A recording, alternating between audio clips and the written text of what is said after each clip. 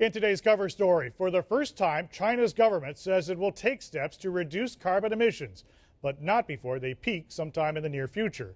Still, it's a pledge that joins the growing chorus of nations and companies that see what's good for the environment is also good for business. China's air quality has been described as resembling nuclear winter, slowing photosynthesis in plants, shrouding Beijing in pollution so thick the number of particles that can enter the bloodstream are 20 times higher than the World Health Organization's safe level.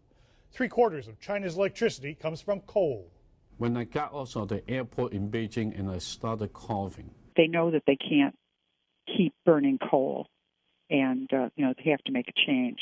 This week, China's Vice Premier Zhang Guoli told a UN summit that China's carbon emissions would soon peak, but that the country would aim to reduce the amount to nearly half the level as in 2005.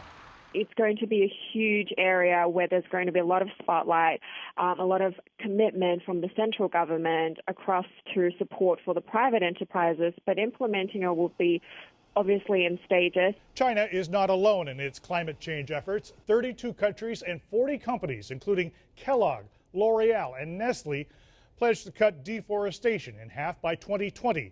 Clear-cutting for palm oil plantations has destroyed old-growth forests in Indonesia.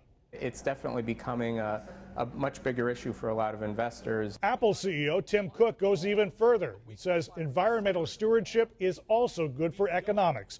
Apple data centers in 4 states are completely powered by renewable energy.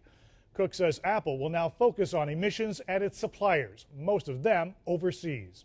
Apple is such a big company and such an influential company that I think anything they do is going to have an effect. But Siva Yam thinks China's transition away from coal may cost some economic growth. They will probably slow down the pace to improve the environment. The UN summit was the largest of its kind in 5 years. It precedes new global climate agreement talks that'll happen in Paris next year.